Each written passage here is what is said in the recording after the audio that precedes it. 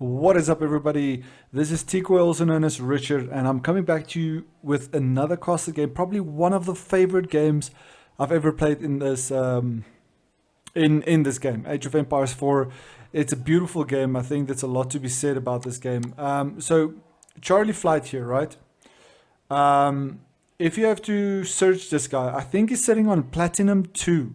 Is the level I saw, because you can check his rank in game. I don't know why I can't click him now. I wonder if you can click on their name. You can't really click on their name to view their profile, but you can search them as far as I know. So Charlie Fight with a capital F, right? Let's see if we can quickly find him. Let's see if we can find him here. Charlie Fight. There we go. Okay, so he's Platinum 2. Played 6 games, won 5 games. Unbelievable that he got this ranked for this little games, or he's being boosted, I don't know. But it seems like he's gotten quite a bit of victories, got a bit of defeats. Mainly seems like he's played English. Let's check here. Holy Roman Empire victories on the Holy Roman Empire. Again here, Holy Roman Empire victory. Another game here, Holy Roman Empire against the English. Was this a victory? I'm not sure now. Was this a victory? Am I blind? Victory. Yeah, he did win. He did win. Okay, cool. Okay, so the reason why I'm sounding like flustered and overwhelmed and very excited about this is I just had a game against this guy, and when you start the game, obviously you can inspect someone's match history. You can have a look at a quick view of who they are and who they play. I didn't even get a chance to look at his match history because as soon as I saw he was plat, I was nervous going into this game. I'm not gonna lie, I was very nervous going into this game, but I was promising you guys going for a double town center feudal age play where you turtle up as the English, basically go full on economy, and this is going to be that video. Okay, so you'll see me mismanage the scout very badly. You'll see me mismanage my villagers very badly, but the principle about this game is correct. Okay, so the main thing is we start with the extra 50 wood, right? So immediately starting villagers, going onto the sheep. We do have those first 4 villagers in queue, so you do have some time. There's going to be a little bit of idle time so I can get this better. Like first thing here, I want all these villagers to chop the same tree so they don't struggle to get that first wood dropped off. I'm picking up the first 3 sheep and then selecting them like this and right clicking them right here, so they are going underneath my town center, very safe. Now this is also a good spawn for me, because if you have to think about defense, right, I'm just going to go into somatic mode. This is my whole base. My whole base is from this corner to that corner very safely. Excuse me, I just ate something, was a little bit of hiccups there. So now you can see I dropped off that extra 50 wood, and the goal of that extra 50, this was actually unnecessary, right? And I'll tell you why, but I also think this might be viable to include in the future, and I'll show you guys why I think so. So immediately, right, we're 1.5 minutes in, first farm going down, but what the right play is to get this, you can even see I clicked all my villagers to try and get them to the sheep, and I made all my villagers run back. I even stopped building the mill, stopped gold mining. So the principle is, okay, you get the first 50 wood, you drop that off. You have your first 2 villagers, the one that builds the house, the one that builds, the 4 that builds the wood camp, and there's 2 right here, right? So both those villagers can build the house, can go into gold and start farming that gold. Once they are on 175 gold, because of that extra 50 wood, you get your wheelbarrow upgrade. At 1 minute, at 1 minute 20 is the quickest I remember doing this, right? So now you have your mill upgrade at 1 minute 20, and you start getting the English bonus, which is right here on your farms. They harvest normal food, but when you are in the proxy of a mill, you have this extra bonus right here. That's the civilization bonus. Constructs farms for 50% less food. Farms near mills gather 15% faster. 20 in the feudal age, 25 castle age, 30 in the imperial age, right? Now we have 3 bonuses that stack very, very quickly in the game and makes your life so much easier. Okay, so the first bonus already at the start of the game is 15%. If you're not using it, you're not playing the English right. Secondly, we have a wheelbarrow upgrade, which increases the carry capacity by 5, but also their movement speed by 15. So now you have wheelbarrow, which gives you an increase to your farms, which is already gathering 15% faster. You go into the feudal age and then you go for horticulture, which is another 15%. So now, remember the Holy Roman Empire, right? They get a prelate buff in the vicinity of the prelate, right? Which gives them the gather bonus, which is 40% faster, right? It means from the feudal age, once you go from Dark Age into Feudal Age, you're already with your farms at 30% food income. I'm not even worried about sheep anymore. I was always on the strategy where I have to have 5 sheep. If I get my first 5 sheep, then I'm comfortable with playing into the game. You can see, compared to the enemy, this is what I've scouted, right? Let's have a quick look at his. He's scouted half the map already. So I'm not even going to pick up sheep. I don't care about deep water fish because I've tried that and I'm not a big fan about fishing anymore. It's been nerfed into the ground. I think it's in a very bad place. But you can see he's going on 2 on gold, very, very low on gold. And this, like I said, I feel I was the sheep is being positioned correctly. Woodline barracks, I think he was expecting maybe me to rush, I'm not sure. And going for a deer with the inspiration, this is actually very clever because if you have the deer plus the inspiration, you'll see these villagers, the normal villagers gather 25 food. They gather the extra 4 food, so it's supposed to be 29. I don't know why it's 28. Or maybe just force dropped off. Let's just have a look at some of these villagers. 15, 11, there we go, what's that, 35, sorry, so not 28, 35 food is what they drop off. So they'll clear a deer, which is 350 food, if you have 8 villagers, 10.2 trips. Meaning 1 trip per villager, and you finish the deer carcass. So he's going to have a really, really high food per minute, as you can see right here, compared to me. And that's going to give him a very comfortable resource, specifically to go into men-at-arms and going for a men-at-arms rush. I understand what he's doing. It makes 100% sense. So hopping back into this on my side, I just want to show you guys my scout eventually ran around his base. I spotted out the house in the gold mine, very standard here. Did spot the mole right here. We did see that. So we know he's on deer. We did see the barracks. So I was expecting early men-at-arms, right? So English playstyle, right? I did finish the 175 gold, then the 200 that I need, and I moved all of those villagers back onto food.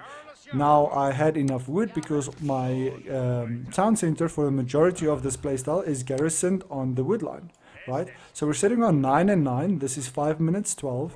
So we're putting down the council hall and we're almost on 300 stone with the 2 villagers on stone, right? That started from the beginning. We have the bonus of the farms and the wheelbarrows. You can see there, right there, I'm not training villagers right now, just microing my scout. I heard the scout going off. I thought it was maybe pushing me or something, so I just was looking around too much and I forgot. You can see it's almost 2-3 villagers worth of training time, but keep an eye on the resource per minute. I'm gonna keep it here on income per minute. Keep an eye on that, right? So he's almost 50% more on the food per minute that we have, right? And we still both at the same age, nothing crazy there. The only point difference that we have probably is because of the wheelbarrow that we already have, okay? So I get my other sheep back, drop them off, and now my scout's just going back to get some sight on his side. And you can see we are now over 300 stone. it's good to get about a little bit more, because if you have to get an outpost with arrow slits or something like that, you are going to be able to do that. Remember, against the French, this is going to be difficult because they can rush you with early knights, so be careful of that. It's important to maybe get an early barracks down with this wood, delay a second town center, and then be able to maybe produce 2 or 3 spearmen to defend with the second town center. But a second town center forces and helps you defend your base, right? So I choose, okay, cool, I can go for a second barracks here. I see the wood is not going to be sufficient depending on the time of this council hall. So by the time the council hall is going to be done, I'm not going to have enough wood to finish gathering 400, so I needed about 550 to be able to do both, right? So I just send them quickly on to gold. I bring those 3 villagers back, and now I put the town center on the back gold. I could have put it right here, but then I have a very big distance between these 2 town centers to defend, because if I'm rushing into this direction with any men-at-arms or whatever, we're expecting men-at-arms, it's going to be very difficult to defend if my town center was right here, because then this gap becomes too big, and the running distance for your villagers to keep them safe is very difficult. So I get my houses down here. I have more stone. I have not touched my stone villagers, but what you'll see very shortly happening is I send forward a villager, because I have a few areas that I need to defend, right? I can either let him play into me or go for a defensive playstyle, okay? As the English, I recommend at the moment that you go for a defensive playstyle. So you can see he did wall off the side. I guess it was to get his food safe. Very big wall here, probably to protect the relic. I guess that's maybe the best reason why. But yeah, I have the scout in his base. I'll play it from this perspective. What we did not see yet what he has, right? So scouts right there, town centers on 2, so running around. Okay, I'm like, cool, we have a town center, we have Mineswork Palace, we're expecting all the upgrades of the Mineswork to be done because he has 4 on gold. We see berries. I'm like, okay, cool, that's fine. We knew about the deer hunt at the back. I don't know about the double barracks yet. I think I did spot it with this run around here, but we come around this side, and I spot out the men-at-arms, right? Now you can see his reaction here with the scout. You can force your sheep to stand, just so you know in the future, right? You can force the sheep to stand on the wall. You can use the sheep to stop a wall. So I get this portion done. I force him to chase me, right? To go and stop this wall, or to build this wall. I get this section done, and that's all I wanted. So now this wall, even though it's not built, it is protecting me, right? This is something I think it's going to change in the future, but we'll see, because right now my wall is down, but it's not built, and the men-at-arms can't cross it yet. And it's just a small wall, right? So now, if you look at the map, he's sitting on how many men-at-arms right now? That's 8 men-at-arms. So if he wants to rush with early men-at-arms, with the armor upgrade, I guess, and getting those other upgrades, which is quite quick, he won't struggle. But now you can see we have those farms, we have the first horticulture upgrade, and we have a double town center. So villager wise, we're sitting on 37 compared to his 29. So 10 villager more or less lead already. 8 villager lead to be exact. So now I have this wall that I know needs to go down. I'm expecting the rush to happen. Because we know, obviously, we've played on this channel, we've played quite a bit of Holy Roman Empire, but you can see right now I'm countering the push by immediately taking my wood, investing into 3 barracks, because I know the running time on this is quite big, so I'll be able to at least have 10 or 20 men-at-arms right here, going for a mill, going for a market, so I can stabilize with the market with this high gold. I'm over 600 gold, and that's another thing I want to talk about. Your milestones is very important. So right now, I know I'm comfortably on a right amount of food, right? I'm spending food on town centers where I can. I have enough wood to get my housing up. I'm not even training longbowmen right now, okay? Because the longbowman is not going to do anything against the men-at-arms, right? If I saw horsemen or stables, I would have gone spearmen into archers, because the archers can deal with his spearmen, And if I have a few horsemen, spearmen to counter his horsemen, which is very common for the Holy Roman Empire, I can counter that as well. And we have the support of the extra town center, which means he won't be able to rush my gold without my safety of the villagers going in here. Because we have 12 villagers. It's a little bit over, so 10 would have been perfect, because 10 villagers can garrison right here, and it means that they are safe. So now, still 2 villagers, 3 now actually, on the stone. You can see I'm sending 2 villagers now forward to go finish this wall, because I'm scared a single ram head will finish this wall. So with the increase of the Mineswork Palace, we actually spot them out. So now they can't do anything because we have the wall down, unfortunately. A sneaky little tactic a lot of people do that is very cheesy is you send 2 or 3 villagers with this. Instead of building a ram, you just chop through these 2-3 trees. If you had to chop this tree, maybe this tree, but 2 trees right here, this one and that one, you'll probably be able to squeeze around here.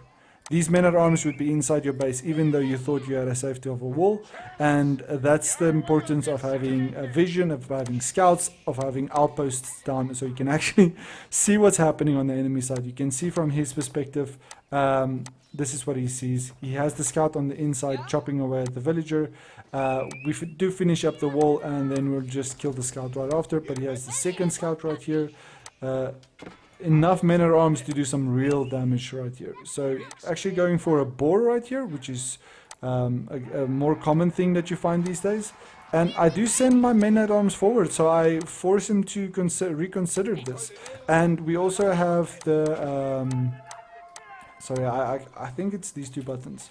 No, it's not. That's just the timing speed. I'm not sure what the button is to jump between the 2 factions yet. I'll figure that out. But we have the town centers now on the food. You can see I'm finishing up the sheep, but I can still pull, as soon as I have 5 or 6 villagers, I pull them to the farms, and I also clear out the berry bushes so I can create more space in my base. So now we have the men-at-arms right here, and the biggest bonus that you have to remember as the English as well is you get the Outpost Bonus, and that is called Network of Castles. Now the Network of Castles gives you a 25% attack speed increase, which you can increase in the Castle Age to 50%. 50% increase in attack speed, I think it's Castle Age. Is it Castle Age or Imperial Age? Let's just quickly check, I'm not sure. You get it at your keep. It's actually a Castle Age upgrade, Network of Citadels here. That gives you a attack speed of 50% bonus. So let's say you are squaring off with a Holy Roman Empire player, massing men-at-arms, right? They will have +1/+1 and the extra damage, right? 100% similar right here. The only thing we don't have is the armor upgrade for the range, because we know it's going to be a melee battle. I don't want to waste any resources.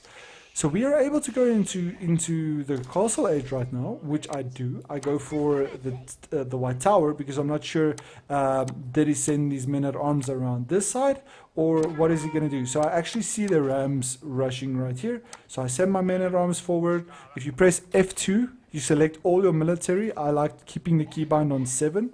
So press 7, I can train my men-at-arms. I'm rallying them to the back here. And now you can see we're on, let's just have a quick look here. That is 27 men-at-arms, just in the time from when we saw the scout to when they actually get to our base. And the biggest reason for that is because our barracks trains men-at-arms at 15 seconds. They buffed the English guys with these men-at-arms, so you don't have to be scared of them. So now we're squaring off with these men-at-arms. We can see them. They are right here. And he knows he needs to get the outpost down, because the outpost gives us a attack bonus. So if he needed to send these rams to actually commit to this outpost, because 3 rams are going to kill this outpost very quickly. But now, because of the men-at-arms having the extra attack speed, you can see there it's an attack of 1.25, and our men-at-arms attack speed, actually 1, it dropped, no, there we go, there's the bonus again. It actually stopped there for a while. It should be a little bit more. I don't know why it's glitching out. It should be a little bit higher, but with the outpost upgrading, I actually lost the bonus for a little while. But you can see how far that bonus is extending, right? So now this was crazy. I sent forward the 2-3 villagers to wall in this rams, because they run a little bit faster than the men-at-arms. What's the movement speed? 1.29. Men-at-arms is 1.12, and the rams are obviously slow, 0.75. So I wall off just the beginning wall so I can isolate the rams inside, and we trapped all of his men-at-arms to fight me. I forced them to fight because of the wall that went down with the men-at-arms, and we basically had a mass slaughter. It's one of the coolest things I've ever done in the game. I think that personally is like an all-time high for me. So now, I'm like still in shock because we're playing against a plat player. I'm silver 3 right now. We just beat him in the standoff. We're already in Castle H before him. We have a double town center. We're sitting on very comfortably 700 food per minute, 400 gold per minute, enough stone to almost build the new Great Wall of China, and very much a very safe play here, right? So now we have to decide, okay, are we going to total up? Are we going to push? What is the next strategy here? Because if he invests into Castle Age, right? Oh, another thing before I talk about that. As soon as I hit Castle, I made sure I had the right resources to get the upgrade. So while these men-at-arms were fighting, they went from early men-at-arms, which I think it's his. If you look at this, it's still early men-at-arms, right? While they were busy fighting, we actually upgraded to normal men-at-arms. So we had the extra 2 damage, the extra 1+1 armor. So that's what you get from Feudal Age to Castle Age. You get the extra 1/1 armor and the extra 2 damage. So now we have 27 men-at-arms, actually managed to get a few crossbows in there from the 3 archery ranges, and we have all these farms, and trying to get, you see the wood line wasn't a big issue. We had 10 villagers on wood max, and that was more enough to do all of this through the period of 18 minutes, right? Now, these men-at-arms don't have the range upgrade. I would suggest if you have the wood, get the extra blacksmith, get the iron undermesh upgrade, maybe before the siege engineering, because the iron undermesh would give you extra armor against the biggest threat right now, which is the outpost. Because you already know you have the upgrades against the men-at-arms. You can see he's training more early men-at-arms that haven't upgraded yet. Now he has the Reginald's Cathedral and still no upgrade coming in. The right play when you're doing this at the Holy Roman Empire is 3 barracks. You want 3 barracks. But now we have 27 men-at-arms right inside his base. They are really strong, guys. Because of these upgrades, we don't have the +2s yet. Actually getting siege engineering now, and we actually do have the +2s. We do have the +2s. There we go. So men-at-arms right now, they are having 8 armor, physical armor, 6 ranged armor. So the keep is trying to go up, but we just attack move. I'm just attack moving these men-at-arms straight through his base and forcing these men-at-arms to just wreak havoc on anything they can get their hands on. So I'm forcing idle time by making the villagers having to garrison right here. And you can see the men-at-arms, how much damage they are able to actually take. They're getting one shot by the keep, which is doing, let's check. Are you able to check the damage on this? Am I able? I don't think so. Usually when you click on a building like this, maybe I need to be on his view. Let's just check. Still not able. Okay, so yeah, he's wreaking havoc on my men-at-arms, but I'm like, okay, cool. I can just run through the back of his base and prioritize going for the housing. As soon as I put him in a population deficit, I'll be able to control the fights, because either he has to use more food to invest in more men-at-arms, because how do you defend this if you already lost your units? If you play this right, it's gonna be GG for you. So we got the second stone cropping out. We actually used the wood villagers and the few that was on the sheep that finished to go into Imperial Age. Immediately, as soon as the Imperial Age is done, we're going for the elite men-at-arms upgrade. So pushing our advantage, using the strategies per game that works specific to the faction. It's going to be different against Mongols. Different against Mongols, you probably want to have an outpost up as soon as possible instead of a barracks, because then you can actually stop their outposts from coming up and rushing you. He actually tries and go for a Warlord here, goes for the second Warlord, didn't get it down.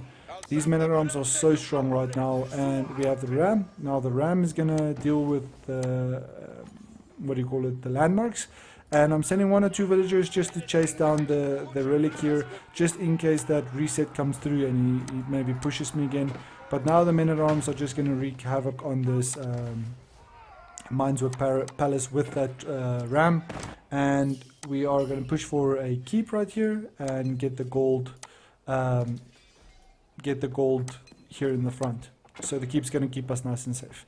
There we can see ranged 5 versus fire. That's defense, arm attack. Let's just see when this go down.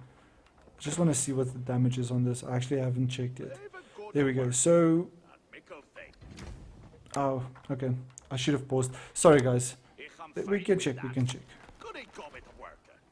I'm not sure. I'm not sure. Sorry about that. But basically, they do extra damage versus. There we go. Now I can see. Sorry about that. So 25 versus ships, extra damage. The plus signs that you can see right here is the extra damage. I'm sorry. I should have just paused. But the keeps do a lot of damage, guys, especially when you garrison. Sorry about that. But yeah, that was a really good demonstration. Check the beginning of the video in the priority of that build order. I'm gonna show the fast replay of the beginning just one more time to show you guys exactly what I mean. It is getting the wood with the lumber camp down, getting the first 50 wood, going onto your gold with 2 villagers like in a standard game, and getting the mill. The stone was extra. You don't need that. You go for lumber camp, house, gold mine, which is 150 wood, right? This villager comes over to gold, so you have 2 villagers on gold, 4 on the wood. Technically 5, sorry, 5 on wood. So he finishes the house, goes onto this tree, and then finishes the wood. You can even speed build the house with 5 villagers and go into the lumber camp right after that. The small details about that is not important. But the main thing is you get the 5 villagers right here and the 2 right here, 5 right here, 1 right here. The second villager is actually supposed to go onto the gold right here. So it's 5 and 2, right? Drop off the 50 wood. Straight after that, take 4 villagers, build the mill, right? You already have the right amount of resources from the wood to get the mill down and take the mill into the wheelbarrow upgrade. The second villager that came out needed to be on the gold, not on the food, okay? So now you have the mill down and you go into farms. That is the standard build order. More of my videos I will show you guys. That is what I'm going to be starting to do as the English right now, playing ranked. This was a custom free game, but like I said, it was against the platinum player. But yeah, thank you very much for watching, guys, and I'll see you